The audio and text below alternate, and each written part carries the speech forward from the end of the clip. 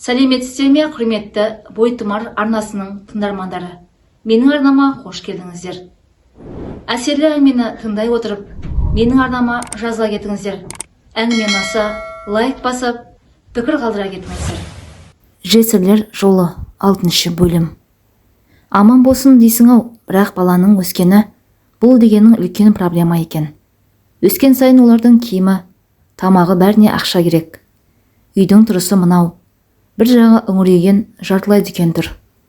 Мұны қалпына келтіргеннен бұзып тастап қайта соққан жақсы. Сол арзанға түседі, дейді кейбір білгіштер. Шынымды айтсам, кешегі сұмдықтан кейін мына маған ақыл кіргендей болды. Себебі осының бәрі мына қатыннан келді ма деген күдігіммен бүгін түске жеңешемді шақырған едім. Адам дегеннің күмәні болса жаман, қолын тисе барармын деген еді. Міне осы қолын тисе барармын деген сөзінің өзі мына маған күдік туғызып отырды. Сондағы ойым, бұл неге келмейді? Менен қашып отырма? Оның бір гәбі бар-ау деген күдік еді. Сөйтіп онан сайын бүрісіп, тырысып отырғанымда бұл қатын келді ғой әйтеуір. Динаш, Маржанға барып халін сұрап келдім дейді. Маржан көшіп келе жатыр дегені рас па жеңеше? Деп сұрадым. Иә рас, баяғы саған көрсеткен жерге бір кісі үй соғып еді ғой, білесің бе? Сол үйді арзан бағада Маржан алып алды дегенінде шалқамнан түстім. Соны осы қатын маған айтса болады ғой. Неге мен бәрінен тыс қаламын, соңынан естимін. Маржанның өзінен сұрауға бет қайда. Кезінде оған да біраз шүйліккен едім. Қонысы жайлы болсын деппін сонда. Иә, аудандағы үйлері темір жолға жақын еді ғой. Өткен қайтқан пойыздар салдырлап ұйқы бермейді екен. Оның үстіне өзі де бір отадан шығып, бір отаға кіріп қатты қиналды. Содан сатып жіберіп, жардан аз ақшасына мына үйді ала салды. Меніңше 3-тен 1-ін алды. Енді қалған ақшасына бизнес ашпақшы дейді. Сонда немен айналыспақшы екен деп сұрадым. Менен сұрап еді, көліктің майы мен бөлшек құрал саймандарын сат деп айттым дейді. Бұл қақпас қатын осы сөзді мына маған неге айтпаған? Соны сұрасам, ол үйінде еркегі бар келіншек сайман сату дегенің техниканың тілін түсінетіндердің саудасы. Жалғызбасты әйелдер қай көлікте қай сайманның барын қайдан білсін? Сол үшін саған айтпадым. Және айтқанымен де ол сенің қолынан келмейді, Динаш, дейді. Ол аздай. Біздің ауыл соңғы 10 жылда 3 есеге үлкейіп кетті. Ауданға қосылғалы газ құбыры келді. Енді мұндағы үйлер қымбаттайды, бірақ арзандамайды. Жалпы тап қазір қолға ақша ұстаған тиімсіз, орнына мал мүлік ұстаған тиімді. Сол үшін Маржанға қолыңдағы ақшаң құнсызданып қалмай тұрғанда тауарға сал дедім, дейді жеңешем. Бұл қатын өзі нағыз саудагер, оның үстіне өте кеткен нағыз алаяқ. Мұның білмейтіні қара жердің астында. Бұл бұрынғы мұғалім, қазіргі бизнесмен. Мұны аудан бойынша танитындар көп. Тап қазір мұртын балта шаппайды. Естуімше ауданның ортасынан үлкен жер алған. Сол жерге тағы да дүкен соқпақшы деген. Бірақ оны бұл қатын айтпай отыр. Ауданнан жер алды деп естіп, жеңше рас па? Дедім. Иә, алып қойдық қой, бірақ оған тап қазір ақша жоқ, дейді. Бірдеңе байқадыңыздар ма? Меніңше Маржанды бұл әдейі алдырып отыр. Оның диясы әпайдік жігіт боп қалды. Оның соңарда мынада Ильяс бар. Әйтеуір бұлардың бір кәкірі бар. Сол екі ұлдың шешелері бір, әкелері басқа. Бірақ қана бір туған аға інілер. Сол ғой екеуі жақын жүрсін дегені. Ильясың Диасқа қазірше ұқсамағанымен болашақта ұқсап бағатын сияқты. Қалай айтсам екен, ұқсастық бар деймін. Сағанда айтып ем-ау кезінде, есіңде ме? Дейді жеңешем, үңірейген дүкеніме көз жүгіртіп. Иә, есімде ғой бәрі, деп сап тыйылдым. Тыйылмай қайтемін. Мына жағы сенің жерің емес, құжатта жоқ деп айтты ғой. Мен оны тыңдамадым. Айта береді деп дүкен соқтым. Оның соң қандай болғанын білесіздер. Жалпы сол кезде мына іші тар қатын менің дүкеніме бәсекелес болды деп айтып отыр деп түсініп едім. Араға 7 жыл салып, айтқаны айдай келді. Саған айтып едім ғой осыны. Еш кеткен есіл еңбек. дейді терезеден көз жүгіртіп. Айтарға сөз таппадым. Әттең айтқан қылғанымда құрғырай дүкен дегеннің іші кең болғаны жақсы ғой. Әйтпесе кейбір дүкендерге кірсең аяқ алып жүре алмайсың. Соның бәрі іші тар болғандықтан. Қайдан білейін, сол үшін созып үлкейтіп жібербедім. Қысқасы қыздарым аяқтанғанда мен сорлы жалғыз қалғанымды білдім. Келмейді олар, шақырсам да келмейді. Кеседе жатар орынға бірақ келеді, әйтпесе ол да жоқ. Сонда ғана есім кіріп бастады. Жан-жағыма қарап алаңдайтынды шығардым. Жасым болса кетіп барады. Енді 2-3 қадам бассам, 40-тың қиқасы көрініп тұр. Маған осы өз келінім әлдебір жігіт жайлы айтып жүрген. Жақсы жігіт деп фотосында көрсеткен еді. Танысып көрейінші десем, бұл қатында жоғалды. Өзім барып сұрауға арым жібермей әуреге түстім. Мүмкін менің жынды мінезімді көріп қоя салған шығар. Бұл менің талай киномды көрді ғой. Енді мен жігіт жайлы ойлана бастадым. Себебі ілмейіп жүрген аурушаң Мажанның өзі ауылға келіп бизнес ашты. Жеңешем айтқандай, көлік бөлшектерін әкеліп премиянкасында сатып бастапты. Демек мына қатын оның аузына түкірді деген сөз. Ол осы алаяқтың идеясы. Әйтпесе сылаңдап қалған Мажан сайман ұстап көріп пе? Ұстаса байының, болмаса ағамның сайманын ұстаған шығар. Содан бір күні үлкен қызым келіп әңгіме айта бастады. Мам, сыныптағылардың біразы Алматыға оқуға барамыз деп жатыр. Мен де сонда барамын дейді. Ал Динаш саған керек болса. Енді тоқтамай жүгіретін кезің келді. Өзіміздің ауданда да бар ғой сол колледж дегенің десем, ауданда оқығым келмейді. Мұнда престиж жоқ қой, қуасың ба дейді. Осы қызым сонда көп өтпей студент болып шыға келді. Сол аралықта Боқмұрынның баласының сүндет тойы болды. Оны мен бейбақ қалдым. Шақырды десем де қай бетімен барайын? Аталардың көзіне қалай қараймын? Сиқыр жеңешем қоңырау соғып, келе берсейші дегеніне бара қоятын мен бе едім? Дегенмен сол дүбірлі той бір кеште өтті де кетті. Асыр салып билеп, менсіз де қораздары шақырып, таңдары атып жатты. Мен сорлы ешкімге керек емес сияқтымын. Айтқандай осыдан біраз жыл бұрын Гүлім байға кетіп, оған да бармаған едім. Ол кезде ғой жеңешемен бет жыртысқан кезім, сол үшін шақырмады. Осы үлкен қызым жылап-сықтап барып келген. Бармайсың дегенімді тыңдамады. Өздері сол жақтан алып кетіп, өздері әкелді. Жалпы көп әйелдер байдан ажырасып алған соң, сол байды тұқым тиянағымен қоса жамандап жүреді. Өзгеге айтса ғой мейлі, бірақ өз балаларына жамандаудың керегі жоқ екен. Бұл менің басымнан өтті. Олай дейтінім, кіші қызым есейе келе, мам, сіз Боқмұрын деп жүрген адам, ол менің әкем. Сіз білесіз бе, ол өте жақсы адам. И мамка тоже хорошая, деп айтып салды бір күні. Шошып кеткен сонша, ол сенің мамаң емес қаншық деп шапалақпен тартып кеп жібердім. Содан кейін мұны ұстап көр. 1,5 ай үйге келмей қойды. Солардың үйіне барып шықпай жатып алды. Жалынып жүріп, әрең әкелдім мұны. Сонда мен ойланбайшы. Егер ол қатын жаман болса, менің қыздарым бармас еді ғой. Құрсын, айтып бедім, оның да аты Динара. Егер мен бүгін өлсем де, менің қыздарым аса қатты қайғырмайтын сияқты көрінеді. Өйткені екінші анасы бар. Ол қатын менен артық болмаса да жақсы боп тұр. Міне нағыз бейбаққа айналу дегенің осы. Айналаңды аямай қырып біте берсең, барар жерің белгілі екен.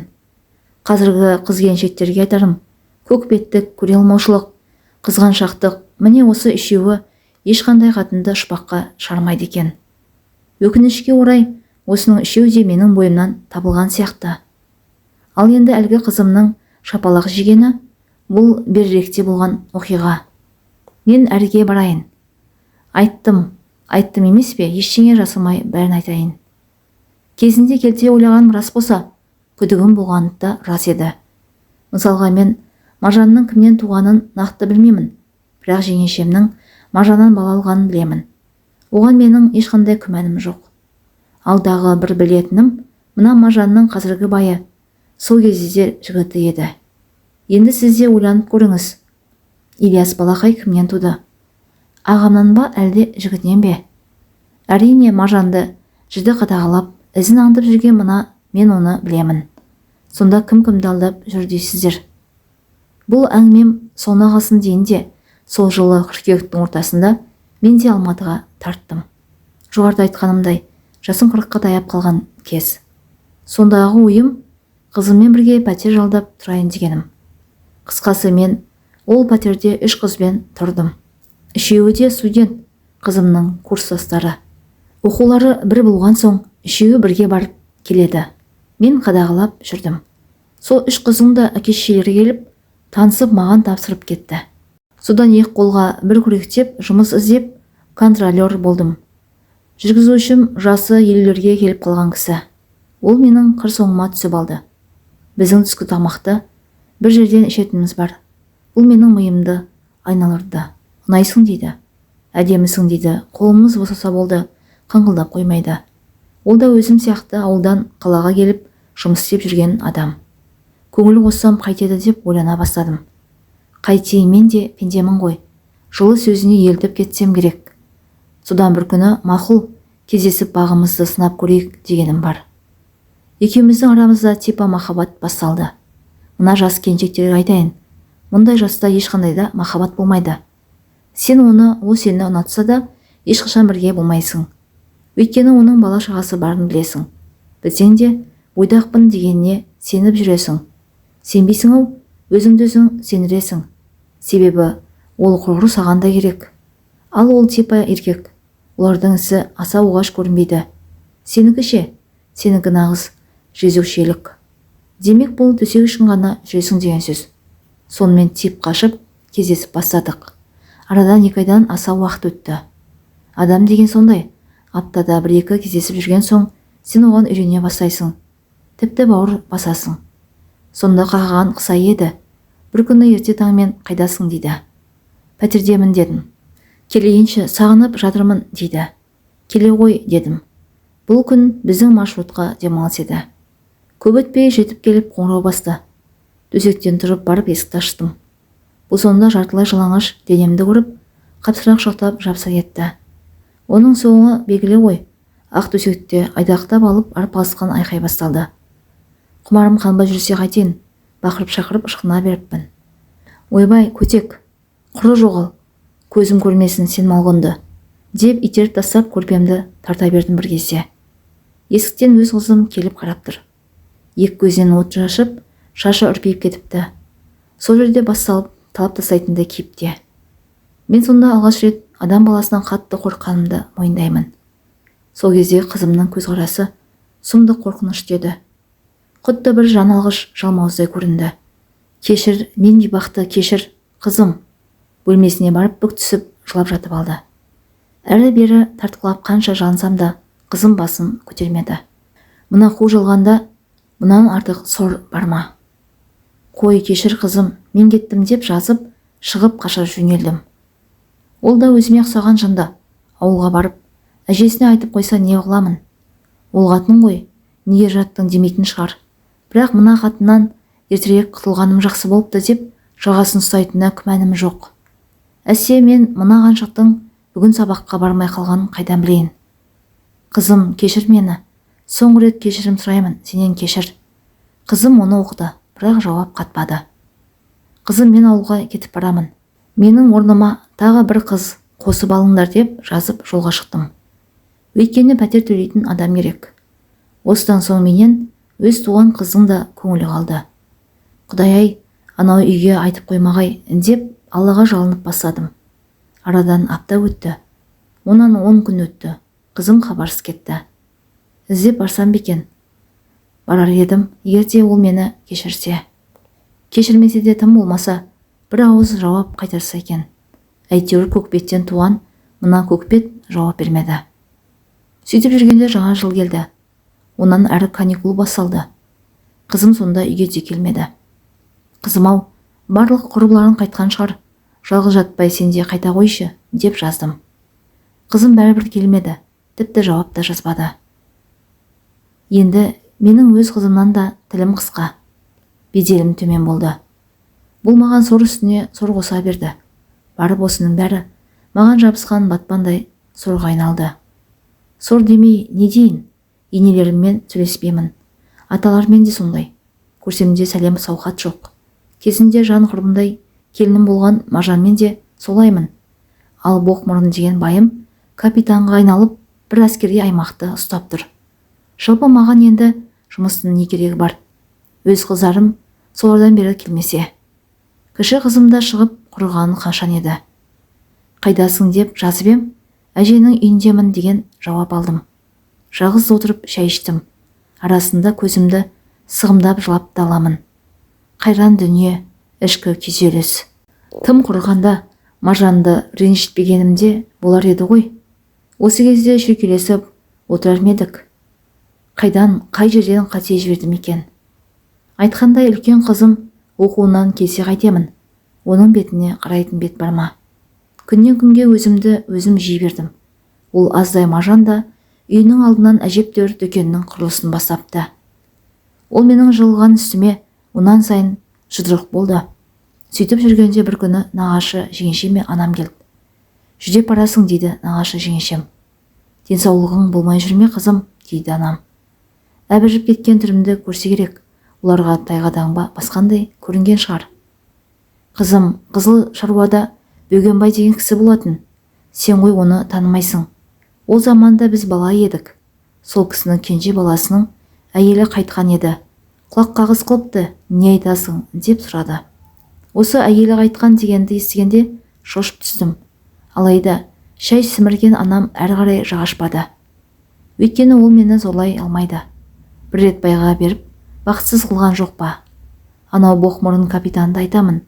Ол тіпті генерал болса да, мен үшін Боқмұрын боп қала береді. Мен соның кесірінен бақытсыз бейбаққа айналдым. Сонда біраз үнсіздіктен соң нағашы жеңешем сөзге араласты. Динаш, бізге енді бірдеңе айтсаң болар еді, дейді. Жалпы өз басым осы қатынды қаламаймын. Бұл менің үйіме сонау үй алған кезімде бір-екі рет келгені, сонан соң қарасы батқан мұның. Танымайтын, өмірімде көрмеген адамға не жауап айтамын, дедім. Ендеше мен саған фотосын көрсетейін, деп қалтасынан телефонын шығарды. Әжептәуір жігіт сияқты өзі. Бала шағасы бар ма өзі? Қанша баласы бар десем, 4 баласы бар. Ержеткен үйленетін жастағы ұлы да бар екен. Біреулер ұлың үйленбей тұрып, өзіңнің үйленгенің дұрыс. Әйтпесе үстіне келген қатынды жас келіндер сыйламайды, сыйдырмайды. Сол үшін сен бірінші үйлен, келінді сонан соң аласың депті. Соған бізге сұрау салғаны ғой, дейді жеңешем. Осы 4 баласы бар дегенді естігенде, сол жерде жауаптарын бердім. Өзің білесің ғой қызым, деген анам шай ішіп отыра берді. Ал нағашы жеңешем әрі-бері қолқа салған болды. 3 қызым мен 3 ұлы бар еркекке өсемде тимеймін деп айтып салдым. Осыдан соң сөз бітті. Тамаққа отырыңыздар дегеніме анам асыққан болды. Көп өтпей екеуі де шығып кете барды. Менің негізі тұрмысқа шықсам деп қатты үміттенгенім рас, бірақ осы соңғы 10 шақты жылда жөні түзу еркек көрмеппін. Әйтпесе анау Боқмұрынды үйленді дегеннен ақ құрғым келген. Онымен бағым ашылмаған болса, бері келе бай таппадым. Несін жасырайын? Болмады емес болды. Болғанның бәрі бұттан өтті кетті. Әйтпесе бір жігітке үйім бар, қолыма келіп тұр деп те айтқаным бар. Өзінше намыстанып қалды. Сол жерде жауабын бердім. Ал әлгі жүргізушінің қатын баласы барын сол кезде-ақ білгемін. Ол маған, мен оған құмар басу үшін ғана керек болдық. Тоқтай тұр. Мына жігітше, осыны көрейінші. Бұл әлгі дүкенімді бұзып берген 2 жігіттің бірі. Нөмірімді қайдан алған білмеймін. Өзіне өзі жазып амандық сұрасып жүр. Анау дүкеннің тұрысы қауіпті. Көктем шықса ызғар тартып құлап кетуі мүмкін, дейді. Ендеше келіп бұзып беріңізші. Мен жалғызбасты келіншекпін деп жазып қойдым. Сірәда ол менің жалғызбасты қатын екенімді біліп жазып жүр ғой. Әй, тоқта. Сол кезде мұнымен сөйлескен менің жеңешем еді ғой. Бәлем, нөмірімді сол берген шығар. Егер содан алған болса, бұл подстава, ловушка.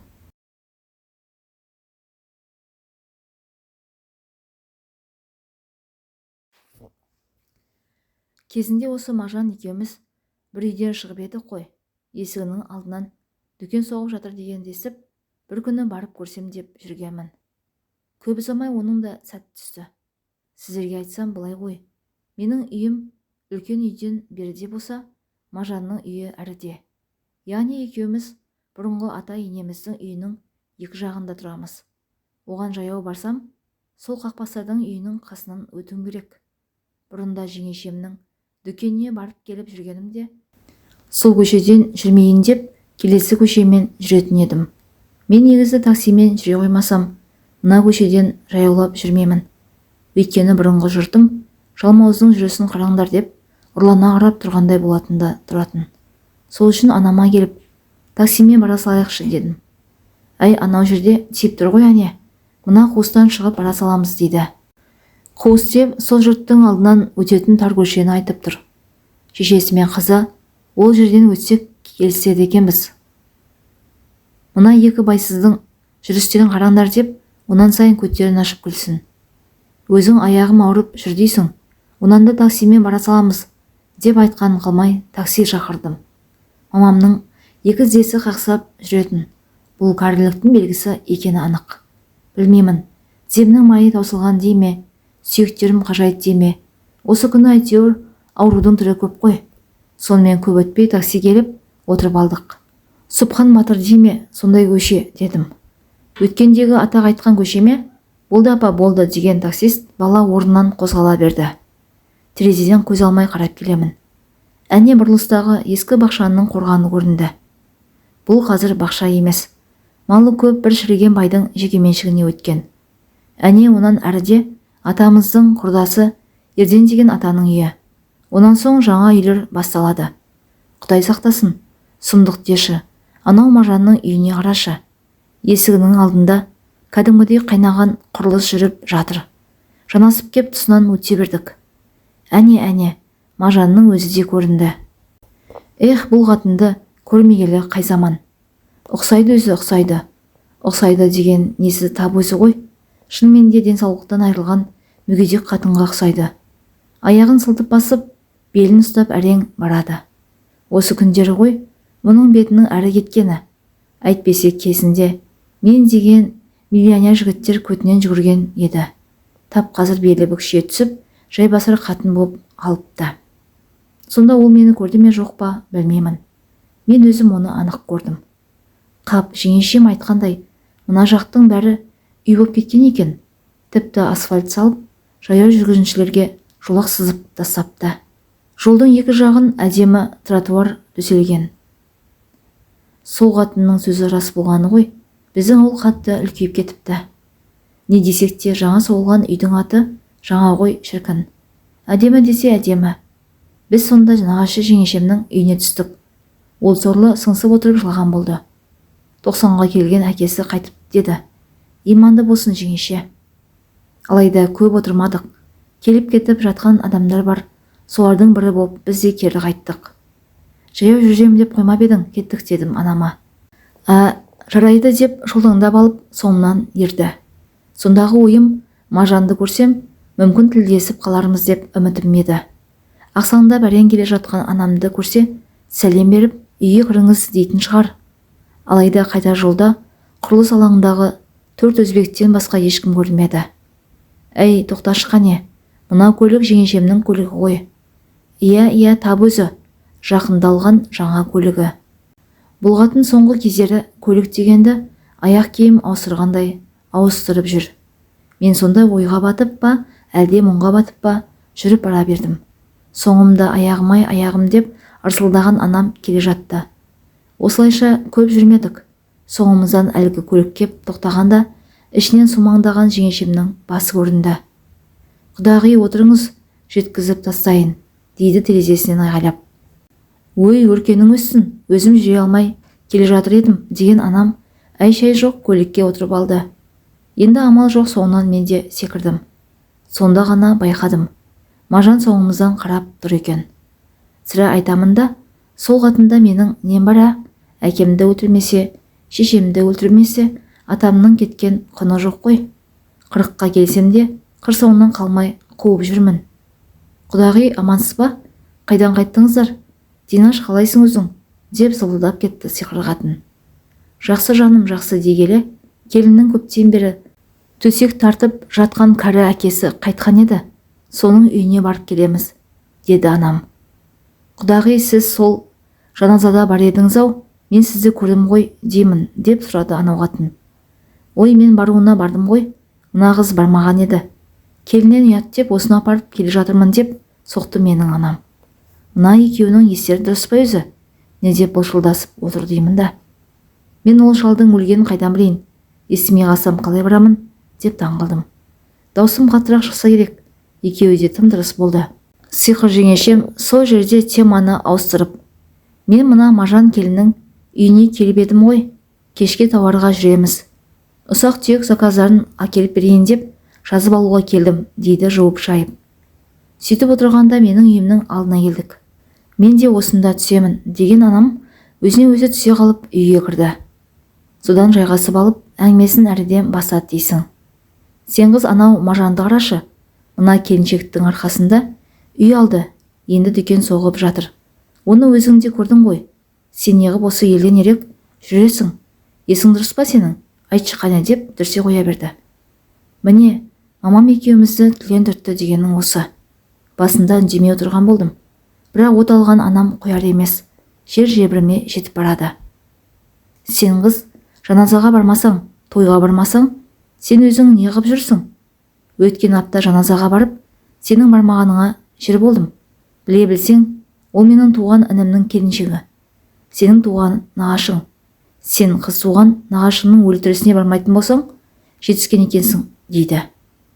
Мам, мен саған айттым ғой, ол шалдың өлгенін қайдан білемін? Түс көріп білемін бе? Деп айғайға бастым. Білмесең сұра, аралас мына елмен. Барыс келіс жаса. Тіпті сен қаншықты көршілерімен араласпайды дейді, деп анам да айғайға басты. Қысқасы біраз жерге бардық. Менің көк долы мінезім анамда да бар. Сонда мен қайдан оңып туайын? Байқа қыз, мен саған жамандық тілемеймін. Бірақ байсыз қалсаң да байқаусыз қалма деген бар. Білесің бе, байқаусыз қалма дегенің не екенін?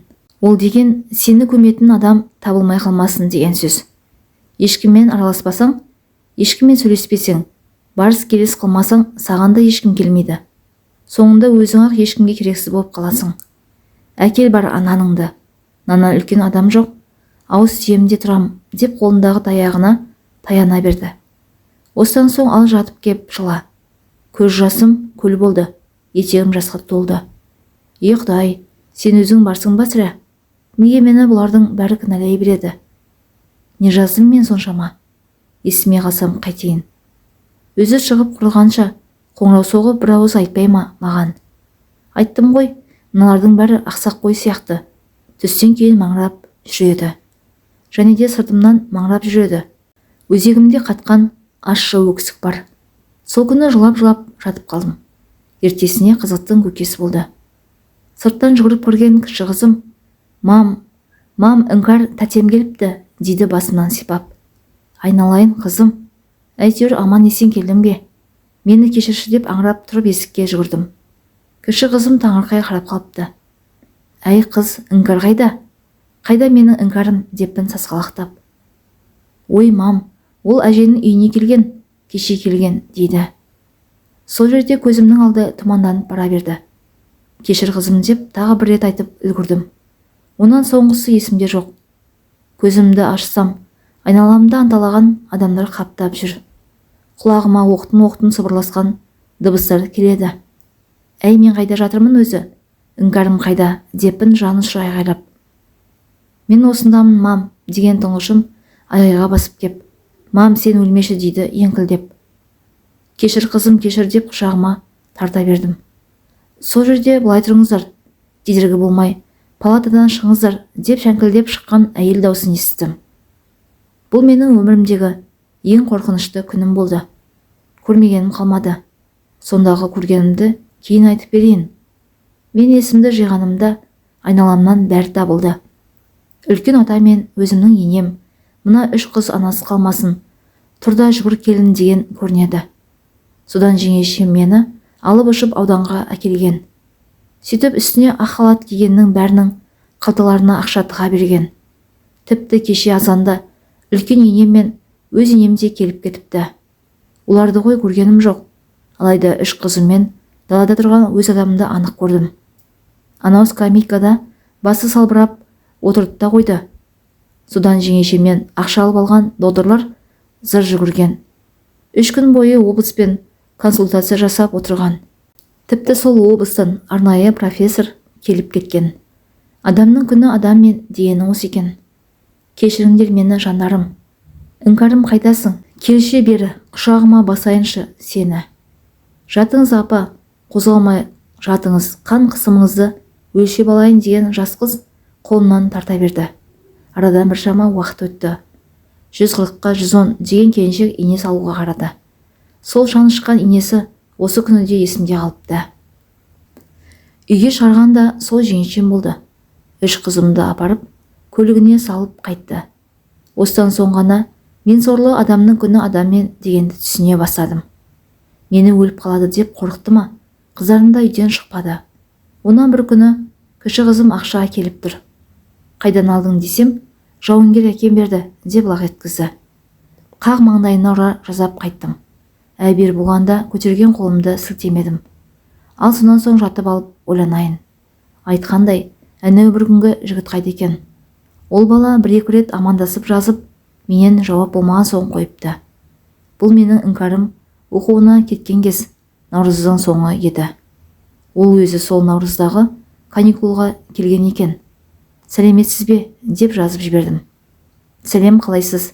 Сіз үнемі үйіңізде боласыз ба деп сұрады. Иә, үйдемін десем, ертең жұмыстан кейін келеміз деп жазып жоқ болды. Содан ертеңгі кешке жете алмай, көзім төрт боп күтіп жүрдім. Мен бейбақ сонда не ойламадым десейші. Үйі жоқ жігіт болса, қолыма кіргізіп алсам деп қоямын. Ішпейтін, шекпейтін, өте момын жігіт болса ғой деп тағы тілеймін. Мінезі салмақты, шарт етіп шорт кететін қызба болмаса деп те армандадым. Өйткені өзімнің мінезім сондай. Шарт етіп бетке шапшып кетемін. Ой, бәрін қойшы, мен сарғая күтіп отырғанда, ертесіне кешке үй алдына 2 жігіт келді. Әй, мыналар, баяғы менің дүкенімді бұзған сотқарлар ғой деймін. Әне айтпадым ба, тап сол екеуі. Менің жартылай дүкеніме қараған екеуі әлденелерді сөйлесіп тұр. Жаймен киініп шығып қастарына бардым. Сәлеметсіз бе қарындас, деді бірі. Оған екіншісі қосылып амандасып алды. Иә, амандық, айта беріңіздер деп танына қарап мен тұрмын.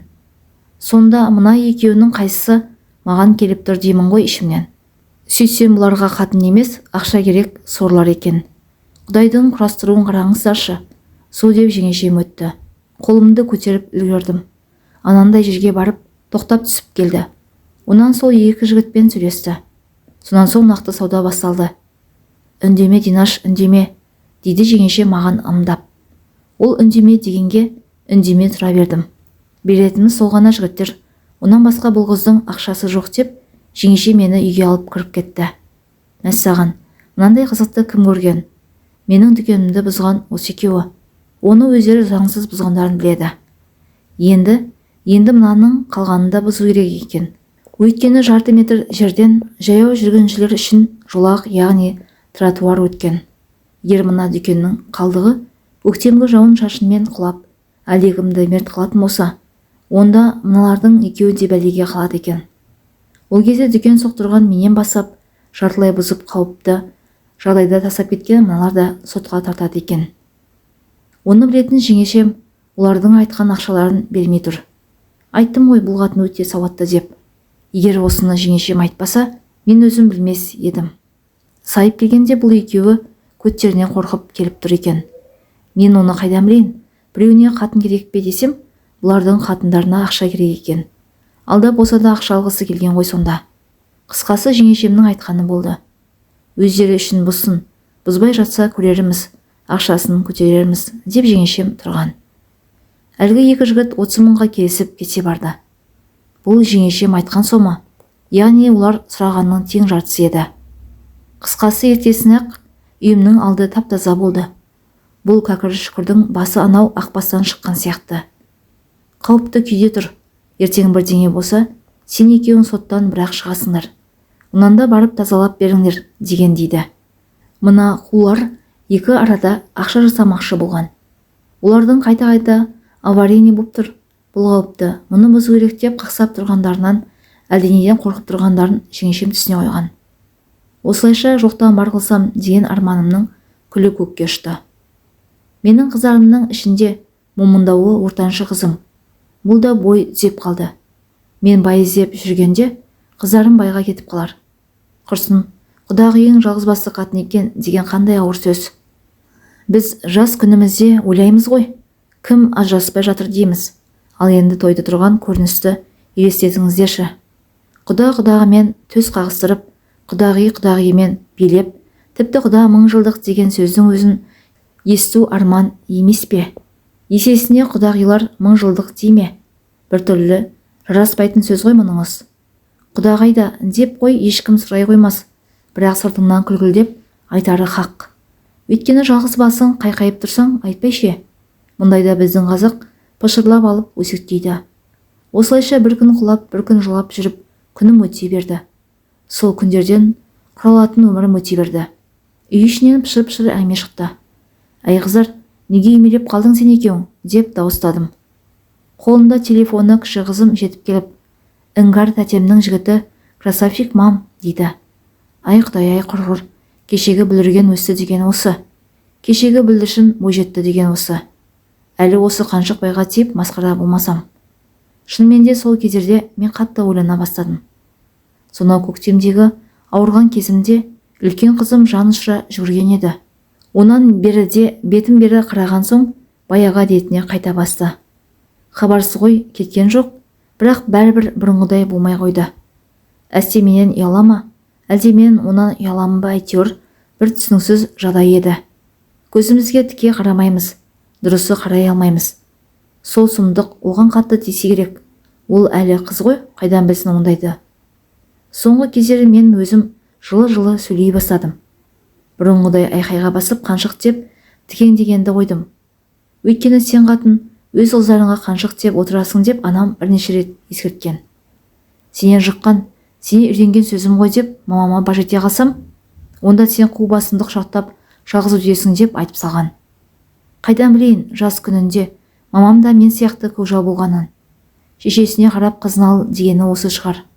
Сол жалғыздықтың азабын екеуміз бір адамдай тартып келеміз ғой. Жалпы оны маған жеңешем де айтқан. Динаш, тілге ерік берме. Былапыт сөздерді көп айта берме. Тілдің иесі бар, қарғыстың киесі бар деген. Өмірімде 3 адамнан осы сөзді естім. Үшеуі де өзімнің ет жақындарым. Енем, жеңешем, анам. Қой, мен осы жылы-жылы сөйлеп көрейінші деп оңға бұрылғанмын сонда. Яғни айқайламай, қарғап сілемей, еркелетіп көрейін дегем. Осыдан соң менің қыздарым өзгере бастады. Бұрынғыдай анау үйге қаша бермейтін болды.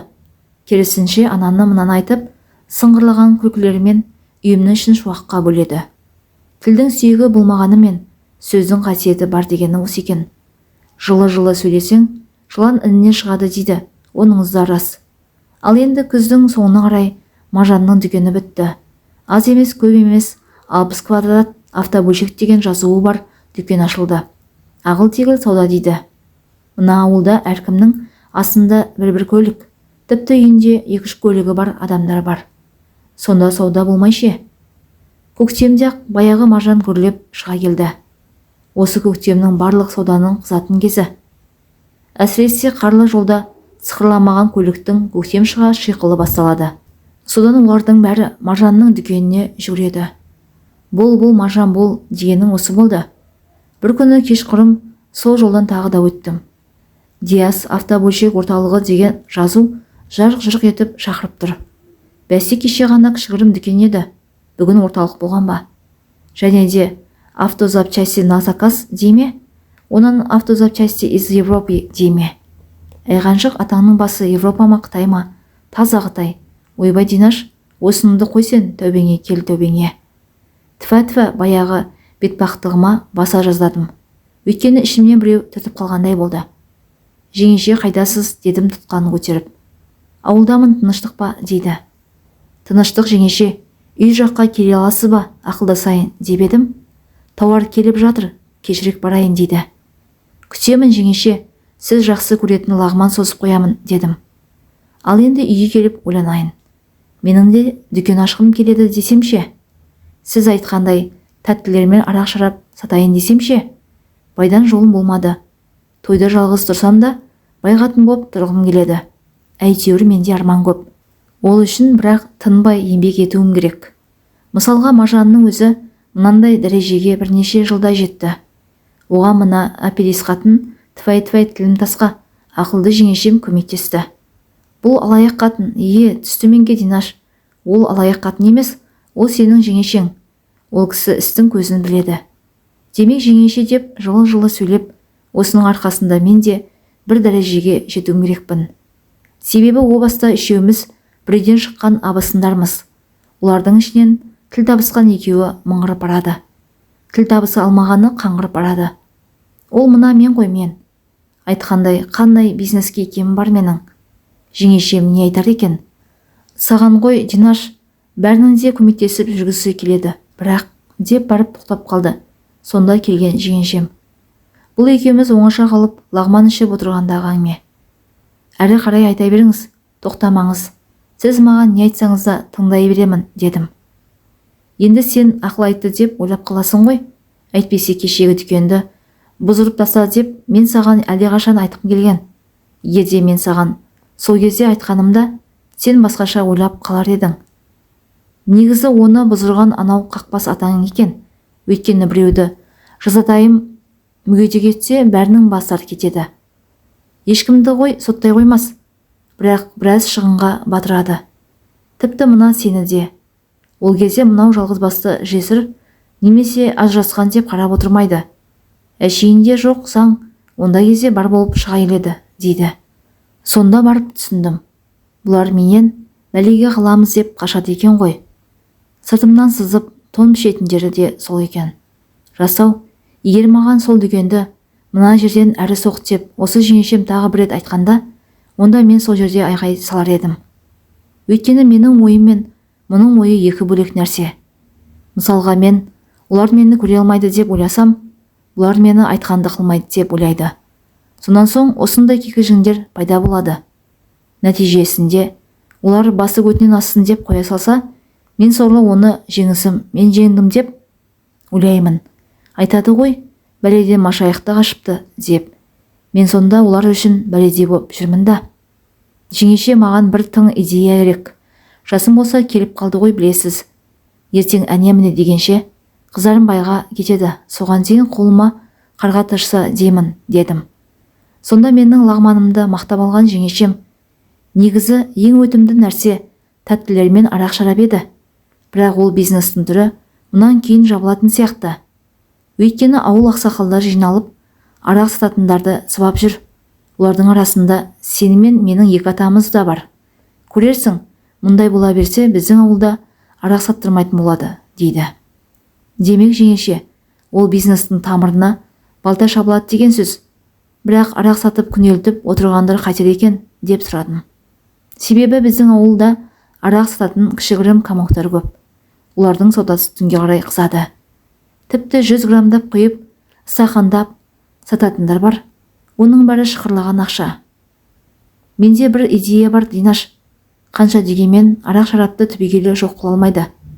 Біздің ауылда Қазақстанда басқа ұлттар көп. Олар арақсыз өмір сүре алмайды. Сол үшін арақ шарапты тек қана бір дүкенде қалдырып, сол бір ғана дүкенге лицензия беретін шығар. Ертең сөйлесіп көрейін. Егер сондай болып жатса, сол лицензияны саған әперіп бір жолын қарастырайық, дейді.